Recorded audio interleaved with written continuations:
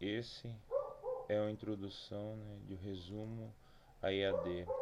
Eu fiz um breve resumo sobre o capítulo 1 e o capítulo 2 para exemplificar o que é o ensino à distância ou EAD. Aqui tem um slide que eu confeccionei com alguns itens, né, e tópicos que exemplificam o que vem a ser EAD e com o resumo que eu fiz do capítulo 1 e capítulo 2.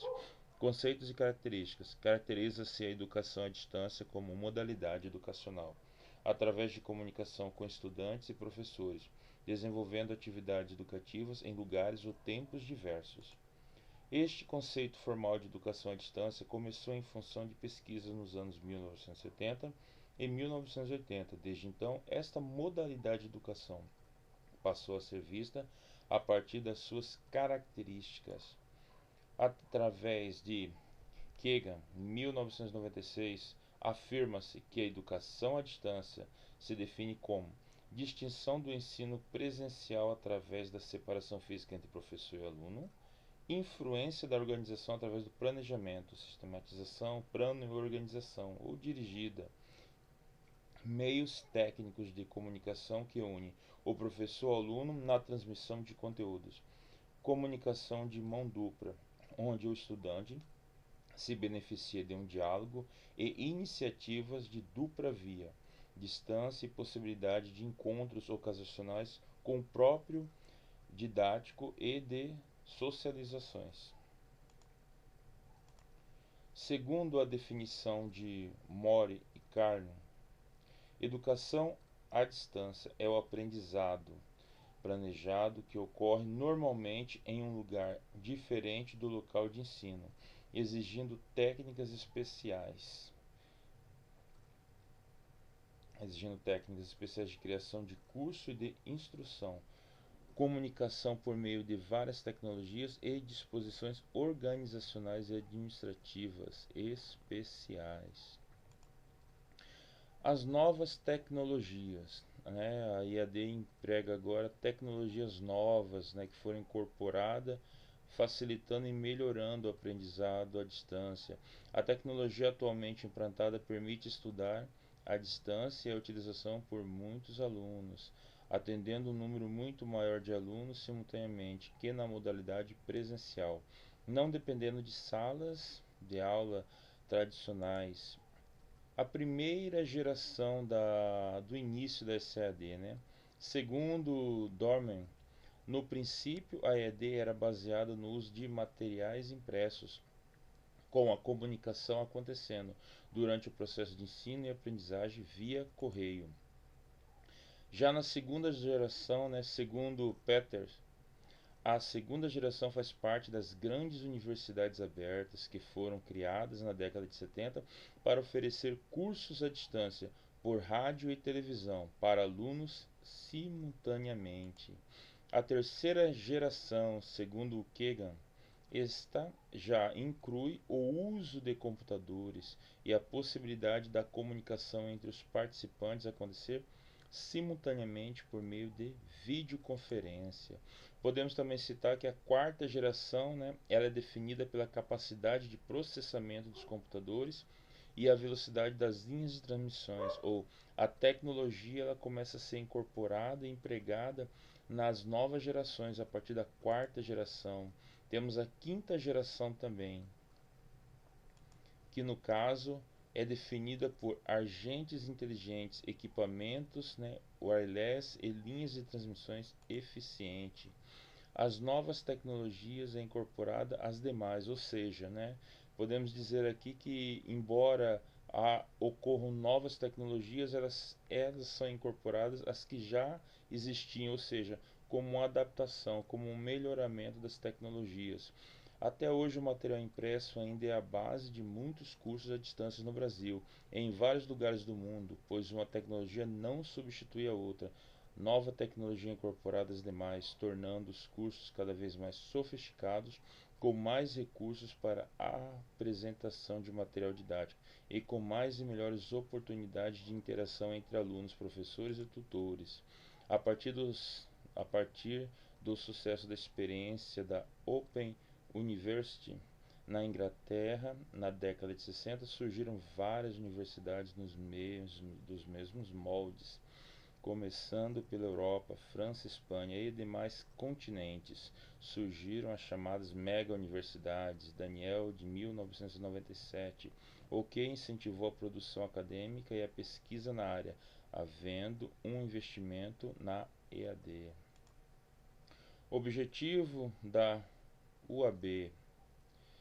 O principal objetivo da OAB é articular e integrar um sistema nacional de educação superior na modalidade à distância, procurando levar educação gratuita e de qualidade aos municípios que não têm acesso a cursos de nível superior. Criação da Universidade Aberta no Brasil.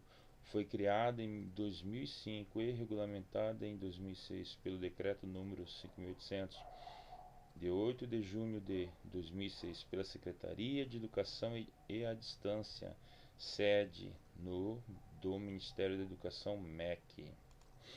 Uso de mídias na educação, né? Quanto mais frequente as mídias elas estão sendo empregadas, na verdade elas hoje são incorporadas em EAD e fazem parte, né, desse complexo, dessa tecnologia.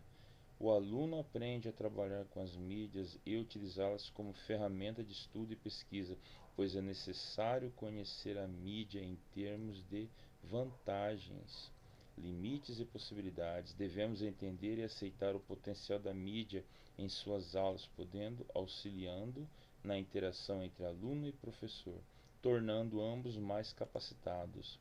Mídias e suas características. São usados dois tipos na educação à distância: analógica ou radiodifusão, digitais ou multimídia. Radiodifusão é a transmissão de radiofrequências moduladas. É um meio de comunicação que se tem acesso como ouvinte. A televisão, né, é utilizada no ensino à distância, na transmissão de programas educativos em rede aberta ou via satélite, ao vivo ou gravadas. No curso da UAB, a televisão não faz parte das mídias adotadas, mas tanto alunos como professores podem gravar programas audiovisuais. Material impresso. Sempre existirão e sempre farão parte da EAD, né? O ensino à distância sempre contará com esse apoio do material impresso. É feito envolvendo uma equipe formada por profissionais de várias áreas, professor responsável pelo conteúdo, tecnólogos, redatores e editores do texto final, programadores gráficos, especialistas em comunicações e especialistas em meio técnicos para a produção do material impresso dentro da equipe. O professor conteudista é o responsável pela escolha do que será transformado em texto. Videoconferências. Essa é uma modalidade de ensino à distância que já tem sido empregada e que é de maior sucesso, porque garante, né, que haja uma via de comunicação, interação entre alunos, tecnologia que se aproxima da situação convencional da sala de aula, possibilitando conversa em duas ou mais vias, fazendo a aprendizagem ocorrer em tempo real, de forma interativa com transmissão simultânea de imagem e som, permitindo que o aluno das salas distantes possam tirar dúvidas e interagir com o professor no momento da aula. Tipos de videoconferências. Podemos aqui citar 2 pontos. Fiz um resumo, né, abrangendo esses pontos, né, de tipos de videoconferência. Ponto a ponto. Pessoas de cada sala veem as de outra sala e a comunicação acontece diretamente após a conexão ter sido realizada. Multiponto pode realizar uma reunião com um grande número de salas interligadas. A pessoa tem uma imagem enviada para todas as outras salas. Dessa forma, o professor precisa interagir de maneira dinâmica com todos os alunos.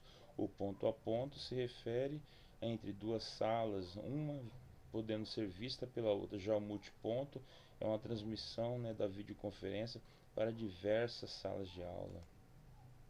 Na UAB, a videoconferência faz parte da infraestrutura das salas de aula, usada em diversas situações, geralmente em multiponto.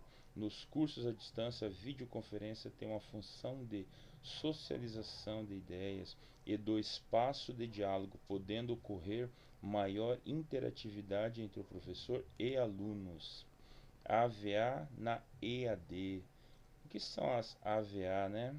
São softwares que viabilizam a atividade dos cursos à distância na internet, também chamadas de ambientes virtuais de ensino e aprendizagem, pois integram ferramentas de comunicação digital organizadas em uma proposta pedagógica.